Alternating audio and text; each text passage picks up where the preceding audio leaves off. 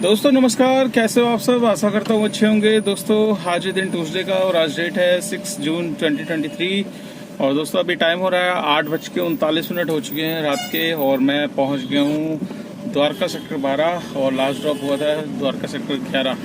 तो यहाँ से घर है पास, बिल्कुल 1 किलोमीटर की दूरी पे ही है। तो अभी लास्ट ड्रॉप में लेकर आया था, ये धौलकुआं मेट्रो स्टेशन से था, सीधा घर की राइड मिल गई। लोकेशन डाली हुई थी और लोकेशन कहाँ से डाली हुई थी, लोकेशन डाली थी मैंने आपका IP एक्सटेंशन पर्पलगंज से। तो पर्पलगंज में बुकिंग आ नहीं रही थी तो पहुँच गया था गाजियाबाद से फिर बुकिंग लेता हुआ मयूर विहार है, मयूर विहार से इधर आ गया। तो दोस्तों आज मैं मॉर्निंग में निकला था, करीब 9 बजे निकला था। आज बहुत ज़्यादा लेट हो गया था दोस्तों। मतलब क्या है कि 2 दिन छुट्टी पे था। संडे वैसे ही ऑलरेडी छुट्टी पे रहता हूँ। तो मंडे क्या थी कि शादी की एनिवर्सरी थी। तो अब आपको पता ही है, एक दिन तो हमें संडे तो मैं लेता ही लेता हूँ, जो एनिवर्सरी वाला दिन होता है तो वो फैमिली के साथ ज़रूर स्पेंड करना चाहिए। तो मंडे के दिन मैं था छुट्टी पे और मंडे के दिन हम निकल गए थे घूमने बाहर। और बाहर कहाँ गए थे, बंगला साहिब गुरुद्वारे गए थे। मैं मतलब पहली बार ही गया था। पहले वाइफ तो मेरी शादी से पहले होकर आ चुकी थी, बट उसकी इच्छा थी काफ़ी। तो मतलब वैसे आप देखो मौका नहीं मिल पाता, तो ये बहुत अच्छा मौका था शादी की सालगिरह पे। तो मैंने कहा चलो मेरी जो बेटी है उसकी भी फर्स्ट वो हो जाएगी हमारे साथ। और घूम कर आए हम बंगला साहिब गुरुद्वारे में, बहुत अच्छा लगा। वहाँ पर शाम के टाइम हम पहुँचे थे तो वहाँ पर बहुत अच्छे से दर्शन हुए और बहुत मतलब मज़ा आया। वहाँ पर एंजॉय काफ़ी किया मेरी वाइफ ने, बेटी ने, मैंने। और वहाँ से फिर हम सीधा मतलब रात के टाइम निकल गए थे जेल रोड साइड में। वहाँ पर सैंडविच करके रेस्टोरेंट है, वहीं पर हमने डिनर वगैरह किया था। तो डिनर करते करते रात के बज के थे तकरीबन 10:30 पौने 11 हो गए थे। तो घर आते आते वही 11:15 तक हम पहुँचे थे। तो इस वजह से दोस्तों आपको मेरा ब्लॉग का मतलब मंडे का तो आपको देखने को नहीं मिला होगा, ठीक है। संडे का ऑलरेडी आपको मिल गया होगा, सैटरडे की शाम का, बट इसलिए मेरा 2 दिन आपको ब्लॉग नहीं मिला होगा। तो दोस्तों आज मैं मॉर्निंग में निकला था 9 बजे और 9 बजे निकल के मैंने लोकल ट्रिप्स करी, क्योंकि मेरे एक राइडर है जो मैंने बता रखा था कि मैं इन ड्राइव में मैंने उन्हें पकड़ा था यहाँ पर सेक्टर 12 से लिया था नोएडा का। तो उनका मैडम का फ़ोन आ गया था, कहते भैया 10:30 बजे तक नोएडा आप हो। वैसे तो मंडे को भी जाना था, मंडे में मना कर चुका था उन्हें, तो कह रहे थे ट्यूसडे आ जाना। तो फिर मेरे को अब 9 बजे निकला तो 9 बजे मैंने कहा यार इधर उधर की टिप्स लेना बेकार है। तो आज मैंने कोशिश करी कि जो ऊबर की राइड जो एरिया प्रेफरेंस वाले ऑप्शन है वो आज मैंने ट्राई किए और आज ट्राई करके देखा कि मतलब क्या ये एक्चुअल में वर्क कर रहे हैं कि नहीं। तो दोस्तों आज मतलब ये लगा लीजिए कि इसमें 60% आप कह सकते हैं कि 60% इसका एरिया प्रेफरेंस वाला जो ऑप्शन है वो वर्क कर रहा है। वर्क इसलिए कर रहा है क्योंकि मैंने खुद डाला है और मैंने सिर्फ आपका वेस्ट दिल्ली का ही डाला हुआ था। और मेरे पास जो ट्रिप्स आना स्टार्ट हुई वो वेस्ट दिल्ली की ही मिली मेरे को। तो पहली ट्रिप मेरे को द्वारका से ही मिल गई थी। मैं द्वारका सेक्टर 12 गया था CNG डलवाने, वहाँ से मेरे को जनकपुरी की सेक्टर 18A से मिल गई थी। तो जनकपुरी मैंने उनको ड्रॉप किया, ड्रॉप करके फिर मेरे पास तुरंत वहीं से आ गई जनकपुरी की ही सिर्फ 1.5 किलोमीटर की ट्रिप्स थी। तो जिसमें मेरे को 88 रुपये मिले, कस्टमर्स से लिए ऊबर ने 125 रुपये। तो जहाँ पर उनको ड्रॉप किया वहीं पे दूसरे राइडर खड़े हुए, एक और बुकिंग आ गई द्वारका की। तो द्वारका सेक्टर 9 की बुकिंग थी मेरे पास। सेक्टर 9 मैंने ड्रॉप किया। सेक्टर 9 से फिर मेरा टाइम हो गया था मैडम को मतलब पिकअप लेने का नोएडा वाले का। तो 10 मिनट बचे थे बस, 10:30 में फटाफट उनको फ़ोन किया। मैंने कहा मैडम आ जाओ, मैं पहुँच गया हूँ 2 मिनट में। तो फिर 10:30 बजे उनका पिकअप लिया, सीधा नोएडा छोड़ा। 30 किलोमीटर दोस्तों 600 रुपये मिल रहे हैं। और तो बुरे नहीं है अगर 30 किलोमीटर में आपको 600 रुपये दिए जा रहे हैं। तो क्योंकि अगर आप वैसे भी ऊबर की ट्रिप्स लेकर जाओगे या ओला की लेकर जाओगे तो आपको 10 रुपये किलोमीटर से जो एक्चुअल रेट चलता है, ठीक है। अगर सर्च में भी ले गए आप तो 50 रुपये ज़्यादा मिल जाएंगे। 300 से 350, 400 मिल जाएंगे, 500 मिल जाएंगे हद से हद, ठीक है। बट यहाँ मिल रहे हैं 600। तो 600 मिल रहे हैं तो इसीलिए मतलब राइडर को लेके भी जाता हूँ। उसमें क्या है कि 600 के 600 मेरा है, मेरे को किसी को कमीशन नहीं देना है। ठीक है। इन ड्राइव में भी लेके जाओगे तो 10% उधर भी देना पड़ेगा, तो इसलिए इनका मतलब फिक्स हो गया। वैसे देखिए बिल तो बनता है, उस टाइम क्या है कि सर्च भी लगा रहता है, 700 तक पहुंचा देता है। इससे क्या राइडर को भी डिस्काउंट मिल जाता है और हमें भी डिस्काउंट मिल जाता है। तो इसलिए मेरे को ये राइड खलती नहीं है और बेनिफिट ही देती है। वहाँ से मैं नोएडा उनको ड्रॉप किया, नोएडा ड्रॉप करके फिर मैं पहुँच गया था। वहाँ से मेरे पास राइड आ गई थी सीधा ओला में गाजियाबाद की। तो गाजियाबाद में पहुंचा, गाजियाबाद से फिर जिन मैडम को मैं लेकर गया उनके किसी की मतलब किसी तबीयत ज़्यादा ख़राब हो गई थी, तो वो कह रही भैया यहाँ से 3 किलोमीटर दूर एक हॉस्पिटल है, वहाँ पर आप ड्रॉप कर दोगे इस राइड को मतलब एंड करके। कह रही 108 रुपये कुछ बता रहा है। मैंने कहा जी कर दूंगा, कोई दिक्कत नहीं है। तो उनके मम्मी पापा थे, उनको बैठाया, 3 किलोमीटर में छोड़ा, 110 रुपये वहाँ से मिल गए। वहाँ से आने के बाद फिर मेरे पास सीधा आ गई थी ओला में किरोड़ी मल कॉलेज की बुकिंग।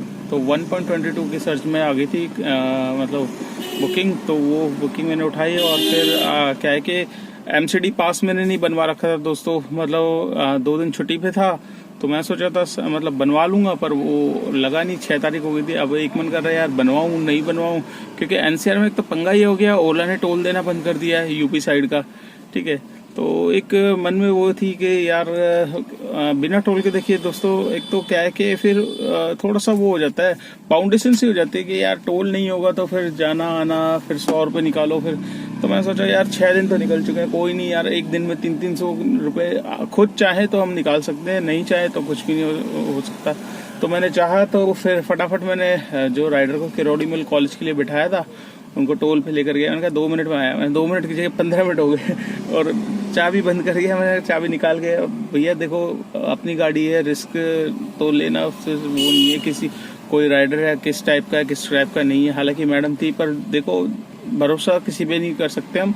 तो मैं बंद करके गया, वो गर्मी में हो गई थी बेचैन, तो दरवाजा खोल के कहती भैया आप एसी नहीं चला के गए। मैंने कहा मैडम बस 2 मिनट की बात थी, कंप्यूटर हैंग था उनका, इसलिए देरी होगी। तो फटाफट एमसीडी पास वहाँ से कटवा के फिर किरोड़ी मल छोड़ा। वहाँ से दोस्तों मैं मतलब पहुँच गया था आज, क्योंकि मेरी गाड़ी का है ना पासिंग का फिटनेस का मतलब टाइम नज़दीक आ रहा है। 17 तारीख है फिटनेस की डेट।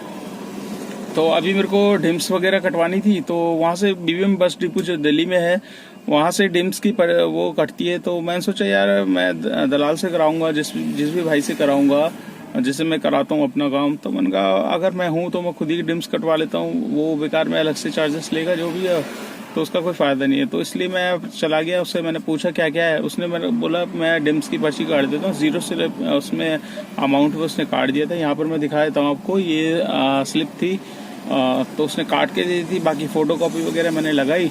पर गलती एक ये हो गई कि दोस्तों वहाँ पर मेरे को सिम कार्ड दोबारा से नया दिया गया, तो नया जो दिया गया वो मैं गाड़ी के उसमें मीटर में लगाना भूल गया।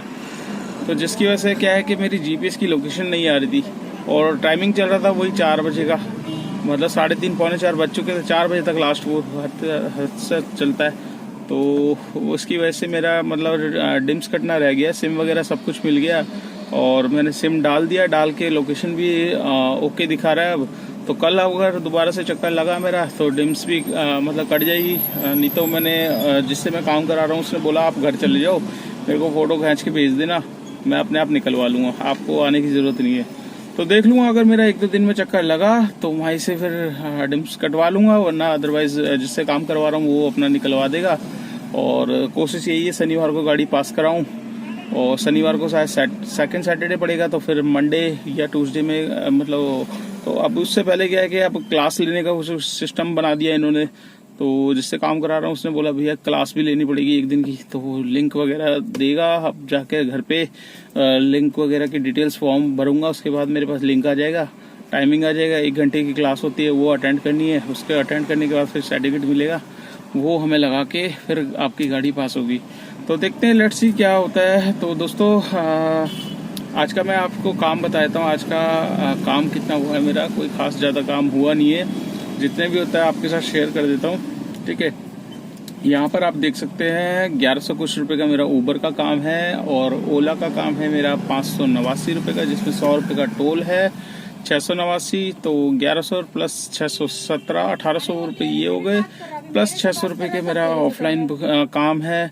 तो 2400 रुपये तक का काम है मेरा। तो 2400 रुपये में जो मैंने CNG डलवाई थी दोस्तों, 530 रुपये की मैंने सुबह डलवाई थी, और अभी IP एक्सचेंज में पर्पलगंज में मैंने डलवाई थी 570 रुपये की। तो दोस्तों CNG डल चुकी है 1100 रुपये की, और 1100 रुपये में जो पॉइंट गिर चुके हैं वो गिर चुके हैं, एक पॉइंट ही गिरा हुआ है। 181 किलोमीटर चल चुकी है, 2400 रुपये का काम हुआ है, और CNG डल गई है 1100 रुपये की।